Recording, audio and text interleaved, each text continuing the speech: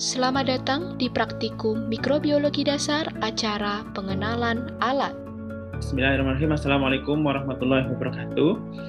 Bertemu kembali rekan-rekan pada rangkaian acara praktikum yang diselenggarakan di Laboratorium Biokimia Nutrisi untuk semester genap 2020-2021. Untuk di tengah paruh semester kedua ini, kita bertemu pada praktikum dari mata kuliah Mikrobiologi Dasar. Dan untuk acara yang pertama ini terkait dengan pengenalan peralatan mikrobiologi dasar. Tujuan dari acara yang pertama ini adalah memberikan pengetahuan bagi rekan-rekan begitu terkait kira-kira alat-alat apa saja yang akan digunakan begitu ya pada rangkaian acara praktikum mikrobiologi dasar, kemudian prinsipnya secara umum bagaimana, dan kira-kira batasan-batasan apa saja yang bisa dilakukan dan tidak bisa dilakukan ataupun jangan dilakukan begitu ya terkait dengan alat-alat yang ada di laboratorium khususnya untuk praktikum mikrobiologi dasar.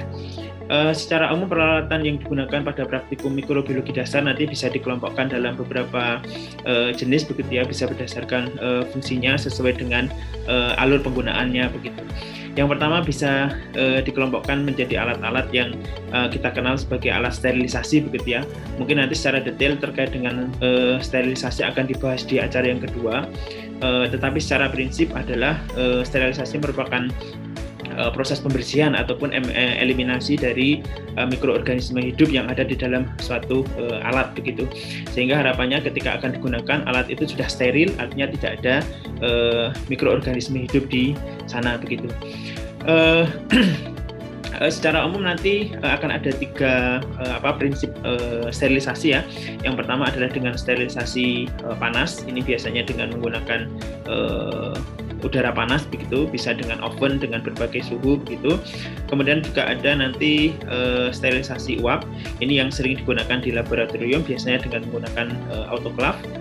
Prinsipnya adalah nanti ada penguapan air begitu ya yang ada di dalam autoclave, kemudian uap air tersebut terperangkap gitu di dalam autoclave dengan tekanan tinggi dan suhu yang tinggi begitu, sehingga bakteri ataupun mikroorganisme hidup yang ada di dalam alat-alat yang kita sterilkan dengan sterilisasi uap ini bisa mati atau bisa dieliminir.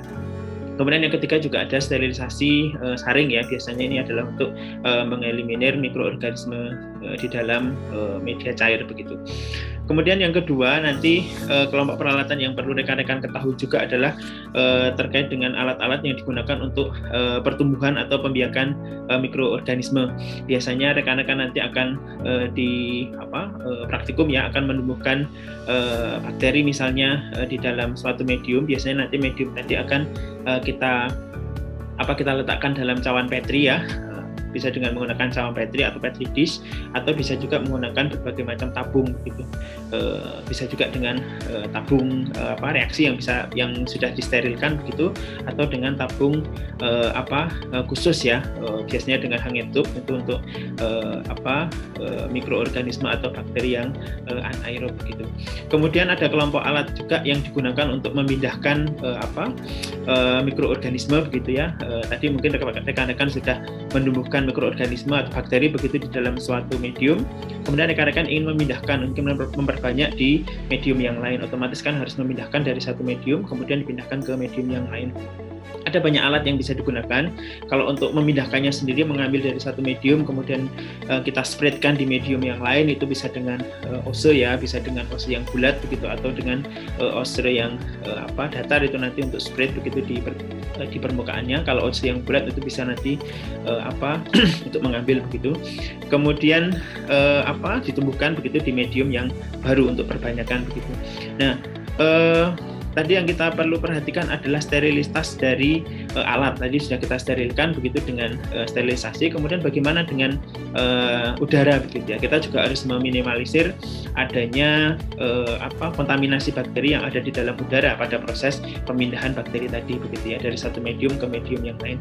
Sehingga kita juga harus melakukan itu pada suatu alat begitu, pada lingkungan yang memang udaranya itu sudah steril, tidak ada mikroorganisme kontaminan begitu. Biasanya kita gunakan adalah laminar airflow atau clean bench begitu ya. Itu merupakan suatu meja begitu, meja kotak begitu, kemudian ada semacam ruangan di dalamnya begitu. Itu nanti bisa digunakan untuk memindahkan bakteri contohnya begitu ya, secara aseptif. Nanti ada acara terkait dengan metode aseptif di dalam rangkaian praktikum mikrobiologi dasar.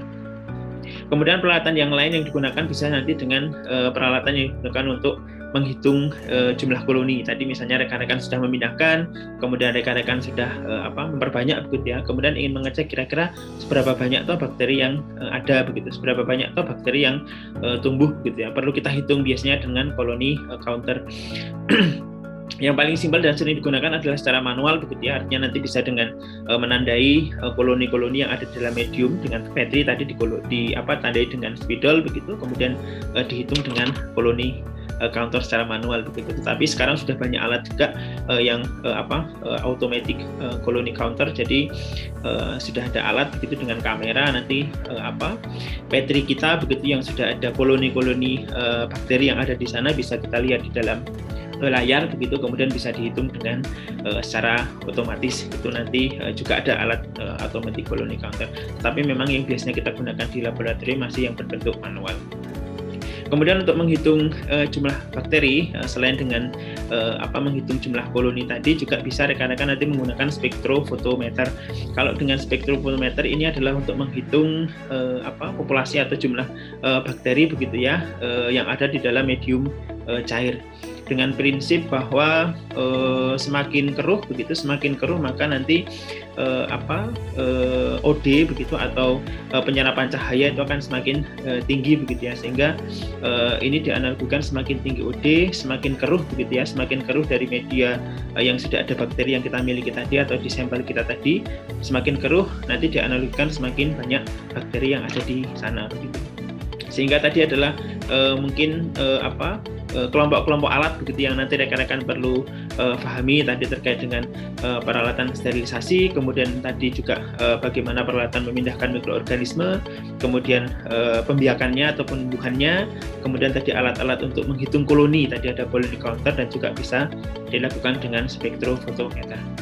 Artinya dengan pengenalan ataupun pemahaman alat-alat ini, harapannya dalam acara praktikum selanjutnya rekan-rekan akan bisa lebih mudah dan juga bisa memahami prinsip-prinsip dari alat yang akan digunakan. Terima kasih. Assalamualaikum warahmatullahi wabarakatuh dan sampai bertemu di acara selanjutnya. Berikut adalah alat dan bahan yang digunakan dalam rangkaian praktikum mikrobiologi dasar. Yang pertama adalah autoclave. Autoclave berfungsi untuk sterilisasi alat dan bahan dengan teknik sterilisasi basah.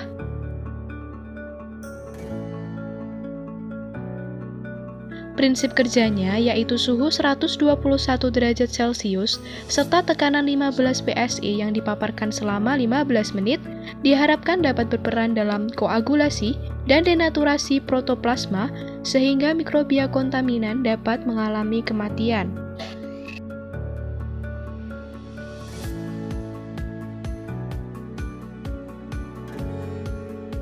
Selanjutnya adalah mikroskop. Berikut adalah bagian mikroskop secara umum. Yang pertama ada lensa okuler, lensa objektif, skrup pengatur vertikal, skrup pengatur horizontal, skrup fokus kasar, skrup fokus halus, dan sumber cahaya.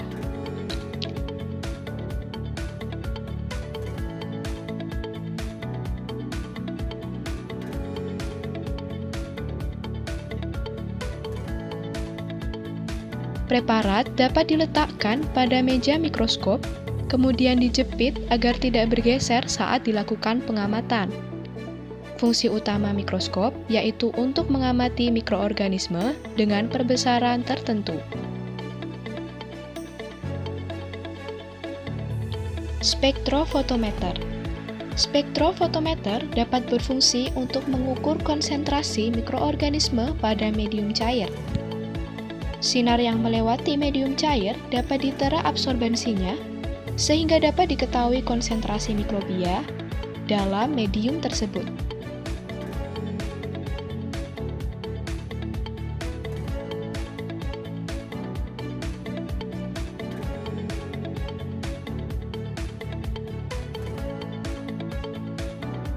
Selanjutnya adalah inkubator.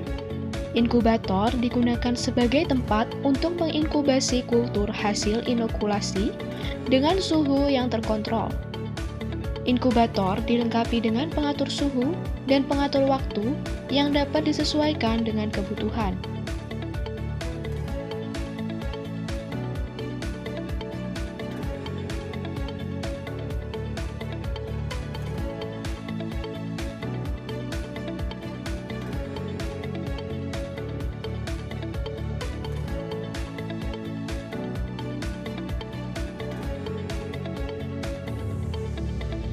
Selanjutnya adalah laminar.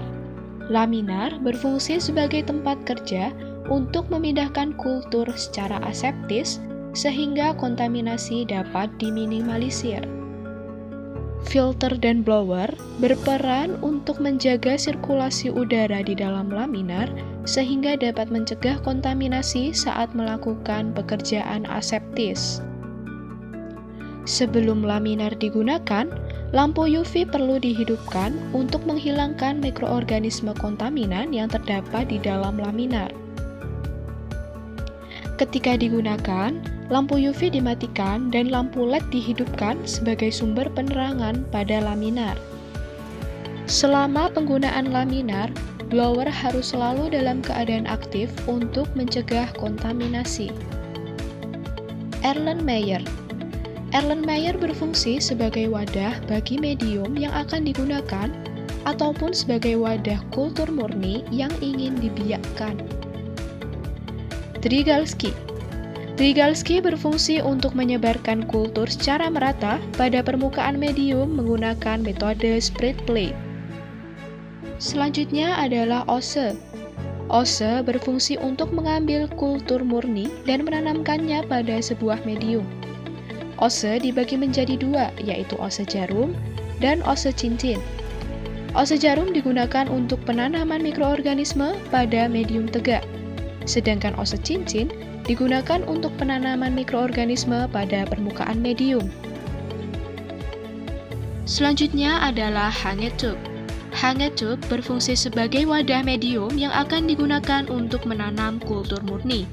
Selain itu, Hanger tube juga dapat berfungsi sebagai tempat medium pertumbuhan mikrobia atau tempat penampungan cairan lain seperti pelarut dalam pengenceran. Selanjutnya adalah tabung kultur. Tabung kultur merupakan tabung khusus yang digunakan untuk meletakkan medium dalam penanaman kultur murni.